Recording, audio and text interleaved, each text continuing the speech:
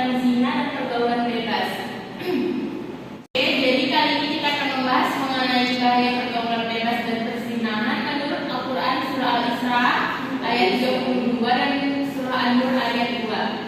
Jadi yang akan pertama kali kita pelajari mengenai tentang pergaulan bebas dan perzinahan ini adalah dampak bagi kehidupan kita sehari-hari.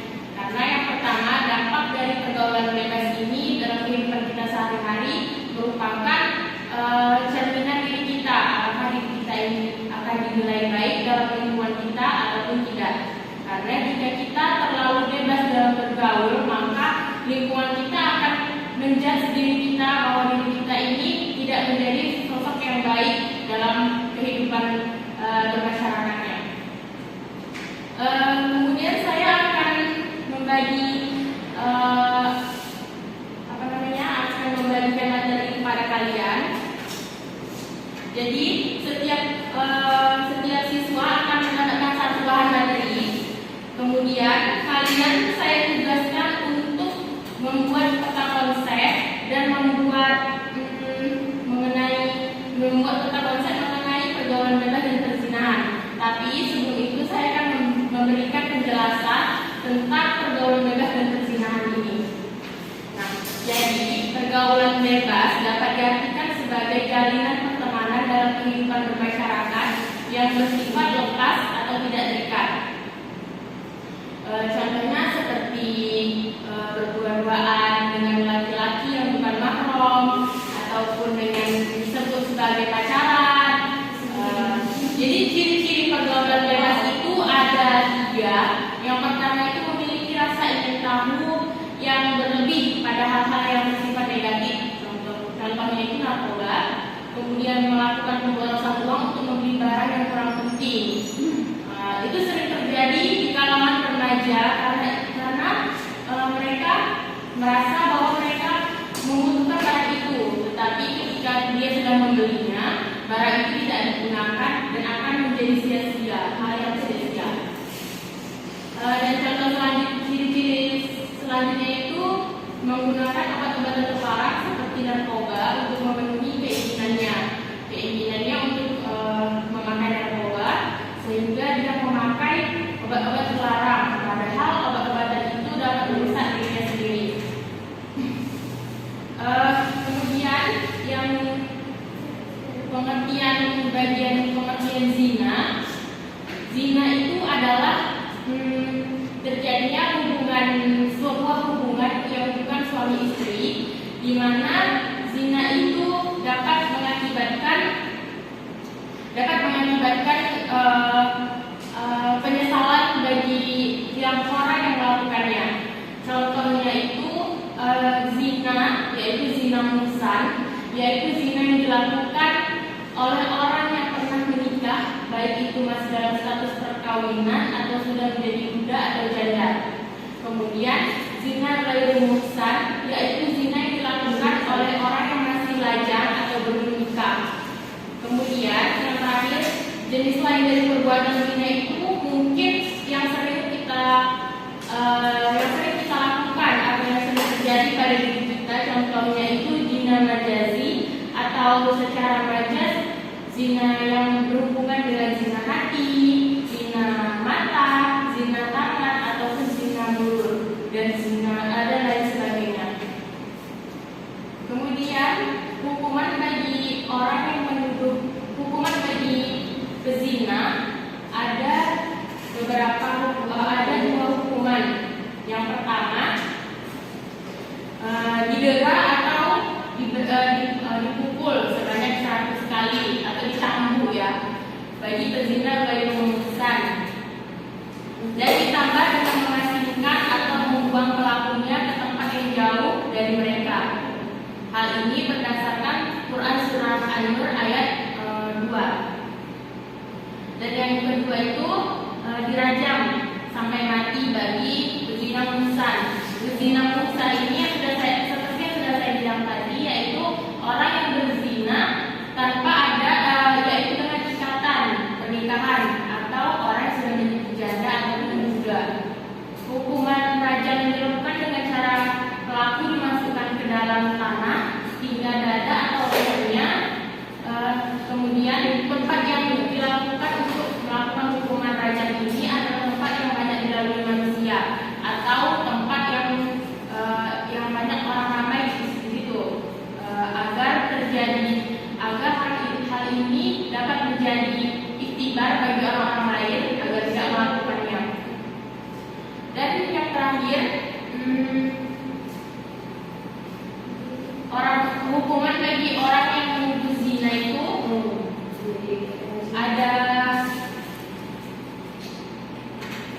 Ada empat. Yang pertama itu hukuman dapat dibatalkan bila terdapat keraguan terhadap orang yang menuduh orang yang sudah berbuat zina tadi. Dan hukuman dapat dijalankan, hukuman tidak dapat dijalankan setelah benar-benar diyakini tidak terjadinya perzinahan. Yang kedua itu untuk meyakinkan perihal terjadinya zina tersebut haruslah ada 4 orang saksi yang adil. Dengan demikian kesaksian 4 orang saksi itu dapat menjadi hujah atau pedoman untuk diberlakukannya hukuman zina. Tetapi jika 4 orang yang memberikan saksi itu adalah wanita, maka itu tidak cukup dijadikan bukti. Sebagaimana kesaksian 4 orang laki-laki yang fasik. Kemudian yang ketiga, kesaksian 4 orang laki-laki yang orang-orang yang adil ini, 4 laki-laki yang adil ini masih memerlukan syarat, yaitu bahwa setiap mereka harus melihat persis proses zina tersebut. Jadi tidak hanya asal menuduh orang yang berbuat zina, melainkan dia juga harus melihat proses terjadinya zina tersebut agar tidak terjadi fitnah antara si penuduh dan si korban yang dituduh. Dan yang terakhir, andai seorang dari keempat saksi itu mengatakan kesaksian yang lain dari ketiga orang saksi yang bersamanya, maka salah seorang di antaranya atau dari ketiga orang itu mencabut kesaksiannya terhadap mereka semuanya, maka tidak akan dijatuhi hukuman menuduh zina karena salah satu orang dari keempat orang itu bersikap ragu-ragu atas tuduhan yang ia berikan kepada orang yang dituduhnya. Nah, jadi kalian buat peta konsep di peta yang sudah saya berikan tadi. Kemudian kalian buat di situ jenis-jenis dari pergaulan bebas dan jenis-jenis dari perzinahan. Setelah itu dampak negatif dari pergaulan bebas dan juga dampak negatif dari perzinahan. Setelah kalian buat peta konsepnya, nanti kalian kumpulkan pada saya. Setelah itu saya akan memberikan evaluasi pembelajaran atau soal agar saya mengerti tingkat pemahaman kalian untuk materi ini. Udah ya siap? Udah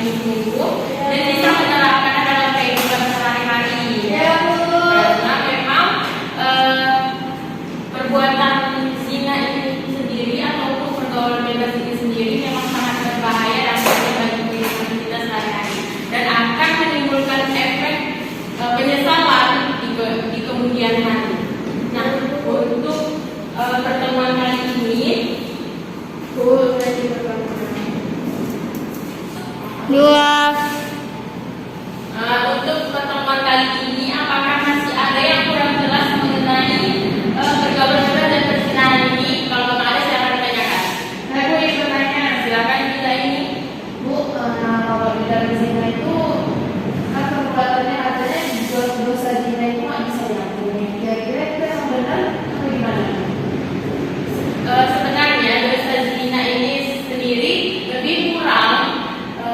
hampir mendekati sama dengan dosa dari perbuatan syirik.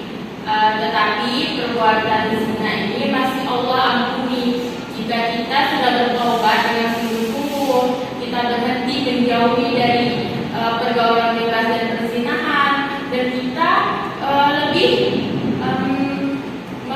kayak seperti merubah hidup kita dari kehidupan kita yang sangat buruk menjadi kehidupan kita yang sangat baik dengan menjauhkan diri dari perbuatan zina itu sendiri.